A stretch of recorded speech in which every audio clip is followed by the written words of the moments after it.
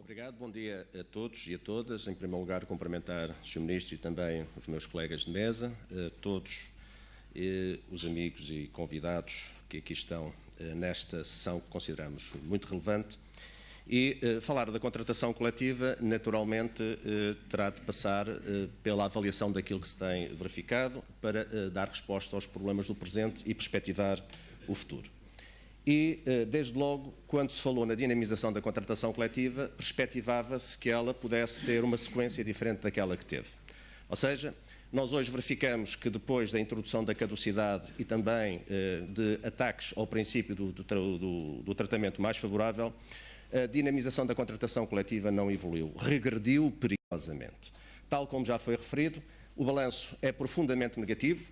Nós hoje temos menos convenções acordadas, temos um número significativo de menos trabalhadores abrangidos pela renovação anual da contratação coletiva e temos uma média de eficácia das tabelas salariais na ordem dos 46,3 meses. Esta é a realidade.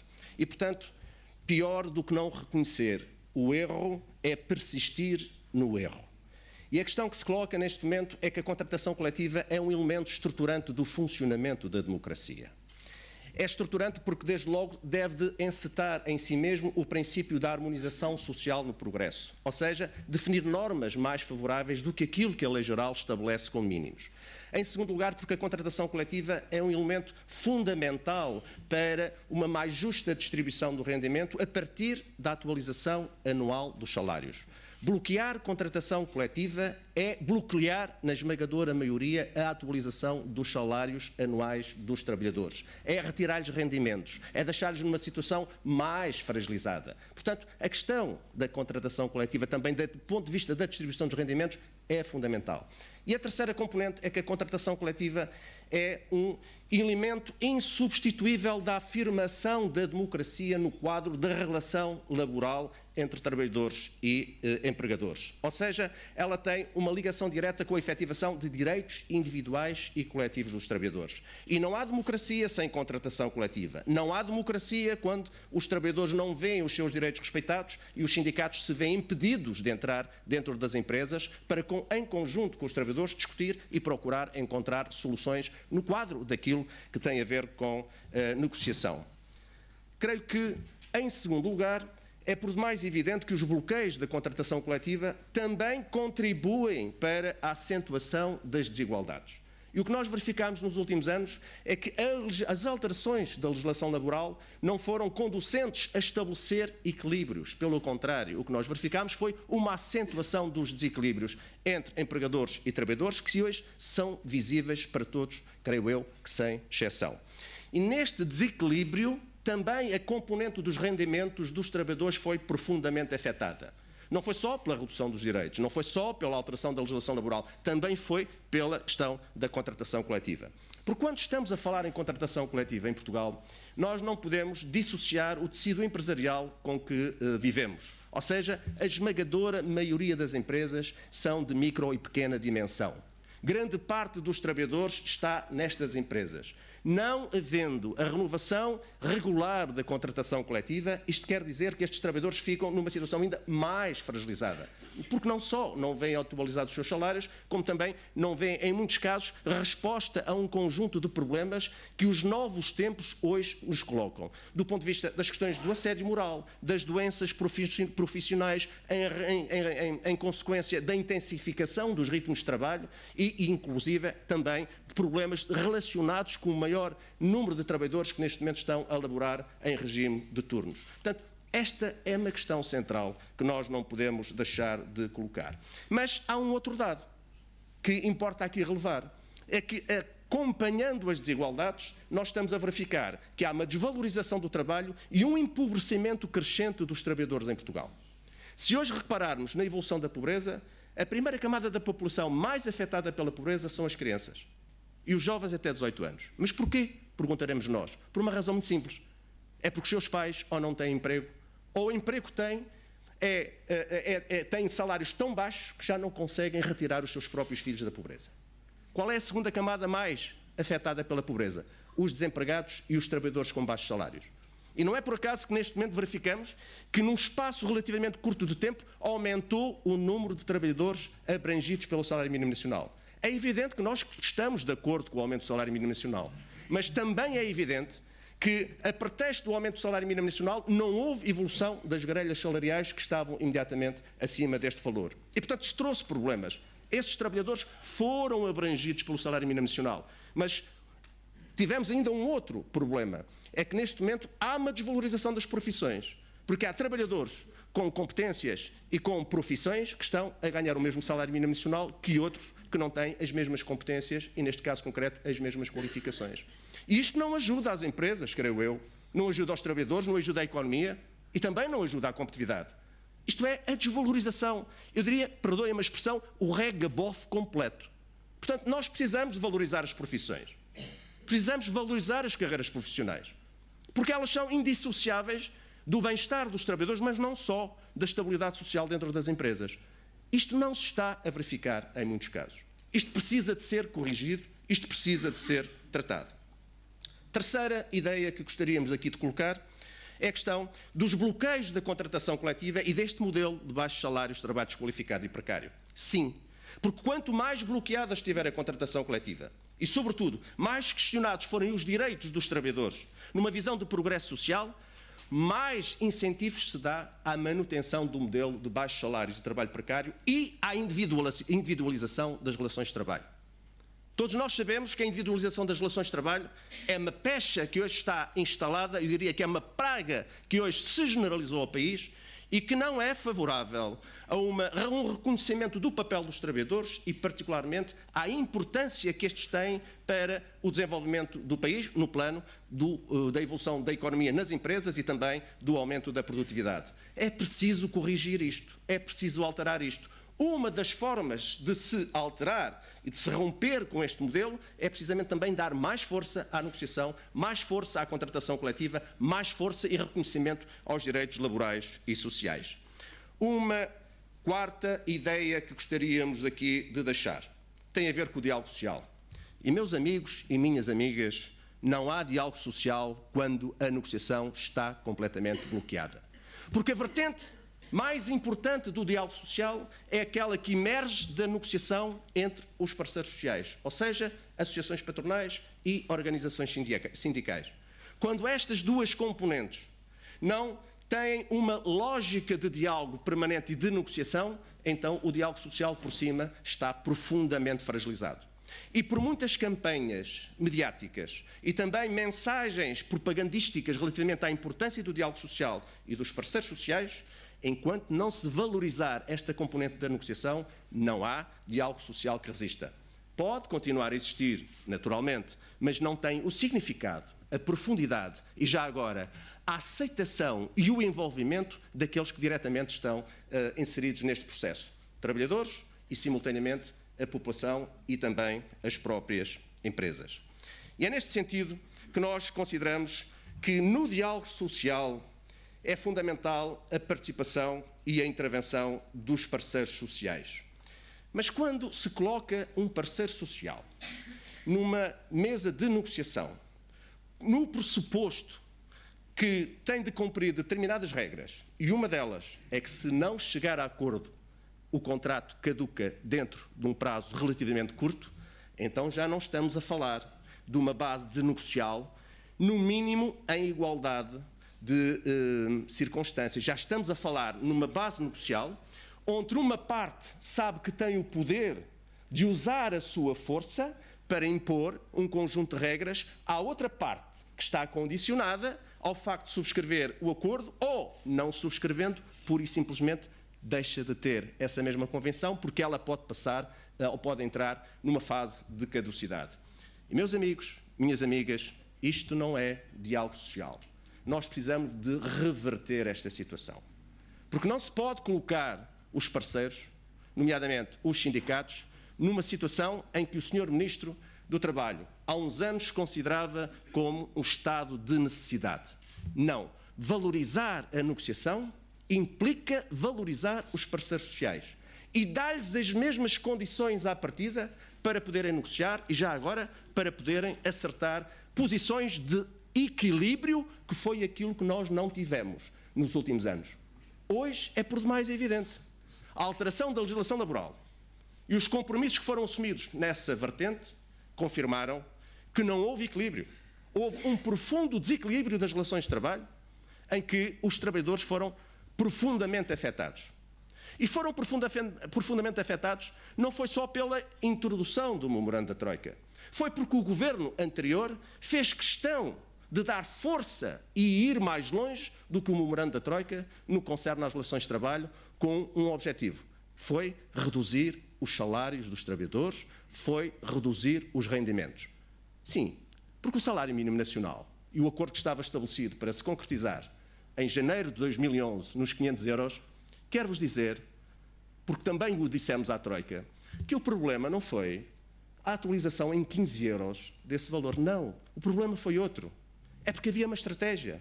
E a estratégia passava pela redução dos salários e das retribuições. E, portanto, se naquela altura a Troika ou o governo português cumprissem com o acordo sobre o salário mínimo nacional e implementassem aquilo que estava definido, que eram os 500 euros em janeiro de 2011, o que isto iria dar era uma dinâmica reivindicativa de aumentos dos salários em termos mais gerais. E foi isso que eles não quiseram. Não era porque as empresas não tivessem condições de atualizar 15 euros por mês. Não. Foi porque isto fazia parte de uma estratégia para condicionar e impedir a atualização dos salários. Os resultados estão à vista. Foi uma má solução. Mas pior do que isso, foi uma má solução que foi pensada e foi implementada de uma forma premeditada para atingir objetivos. E, na nossa opinião, isto tem de mudar. E tem de mudar num outro quadro em que é preciso valorizar o trabalho, valorizar os trabalhadores, naquilo que tem de ver com a importância da contratação coletiva, até para a própria estabilidade social das empresas. Sim, porque não é a mesma coisa se continuar a apostar na facilidade da relação individual de trabalho ou se apostar numa relação aberta, frontal, às vezes com profundas diferenças de opinião, mas que suscita, obriga, compromete as partes a procurarem entendimentos. E nós preferimos os caminhos mais difíceis, de procurar entendimentos, mesmo sabendo que às vezes os entendimentos são complicados de se concretizarem, mas é preferível isso do que pura e simplesmente de continuar a dizer que as coisas não estão bem, mas a ser cúmplice para que elas continuem mal. Isso nós consideramos que estamos num momento em que é preciso virar a página. E virar a página implica responsabilidades de todos. Sindicatos, entidades patronais e do próprio governo. E nesse sentido já tivemos a oportunidade várias vezes de expressar a nossa opinião que é preciso dinamizar a contratação coletiva. A DGERT tem um papel importante e tem de ser reestruturada para ajudar a construir pontes para a dinamização da contratação coletiva. O que nós verificámos nos últimos anos foi um esvaziamento propositado da DGERT. A DGERT tem que ter outro papel. A DGERT não pode ter um papel secundário nesta lógica em que o Estado deve dar o impulso para dinamizar a contratação coletiva, tem um instrumento à sua disposição, mas esse instrumento não é rentabilizado. É preciso darmos o passo em frente. Segunda, tem a ver com a Autoridade para as Condições de Trabalho. As últimas alterações que se verificaram no respeito à intervenção desta entidade foram negativas. Secundarizaram-na. Colocaram-na numa perspectiva de departamento, direção-geral, passo o termo, do Ministério do Trabalho.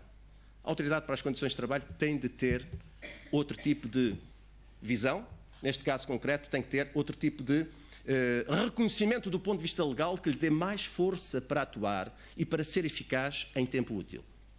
Isto implica investimentos do ponto de vista da contratação de mais inspectores, de uma reorganização que é indispensável que a Autoridade para as Condições de Trabalho possa vir a ter e de uma outra articulação com outras inspeções que neste momento existem e que, infelizmente, pese o facto de várias vezes termos repetidamente sugerido essa articulação e coordenação das diversas inspeções, quer da Segurança Social, Autoridade para as Condições de Trabalho, Fiscal, etc., para poder, em conjunto, dar resposta a uma série de problemas, até hoje isso ainda não foi feito. E pode ser feito. De quem é que depende a resolução deste problema? é do Governo. E o Governo não pode, no plano da rentabilização e já agora da articulação e da coordenação da sua ação nestas áreas, tomar medidas nesse sentido? Pode. E aqui fica também a sugestão para que esta ideia se possa concretizar. Eu creio que ganhamos todos. Ganham os trabalhadores porque veem os seus direitos respeitados, façam uma intervenção ativa e no momento certo da autoridade, já vi que está aqui um papelinho a circular para me calar, da autoridade para as condições de trabalho para dar resposta aos problemas dos trabalhadores, mas não só. Também é importante para as empresas, porque combate, digamos, a concorrência desleal. Porque não é a mesma coisa uma empresa que cumpra com as suas obrigações estar a concorrer com outra que sistematicamente viola as suas obrigações. Portanto, o cumprimento da lei, o cumprimento da contratação coletiva é fundamental. E é bom que aconteça e é útil para que se verifique para todas. Depois há uma outra área que precisamos também ter muita atenção, que é o funcionamento da justiça. Há uma morosidade muito grande no funcionamento dos tribunais no que respeita à área do trabalho. Isto precisa de ser alterado. Precisa de ser alterado. Nós não podemos aceitar que tenhamos situações de despedimentos de trabalhadores que recorrem para o tribunal e só são, digamos, que as audiências só são concretizadas já depois dos trabalhadores terem ultrapassado o limite da atribuição de subsídio de desemprego. Não pode ser. A justiça tem que ser feita em tempo útil. E também aqui precisamos de tomar medidas. E concluo para dizer o seguinte. Concluo para dizer que, na nossa opinião, há dois traços fundamentais que para nós são necessários e, por muito que isto implique diferenças de opinião, meus amigos e minhas amigas, nós temos que ir ao cerne da questão. Temos um problema de fundo. Provou-se que a caducidade não dinamizou, mas, pelo contrário, contribuiu para asfixiar grande parte da contratação coletiva. Manter a caducidade é dar um impulso não só ao esvaziamento da contratação coletiva, ao esvaziamento dos conteúdos da contratação coletiva na concepção mais valorativa, mas não só. É também incentivar este modelo de relacionamento individual de baixos salários e trabalho precário. E temos que discutir isto. Nós sabemos que esta é uma proposta polémica, nomeadamente para as confederações patronais. Mas sendo uma proposta polémica, meus amigos, nós também já tivemos outras bem mais polémicas que vos beneficiaram e que nos prejudicaram.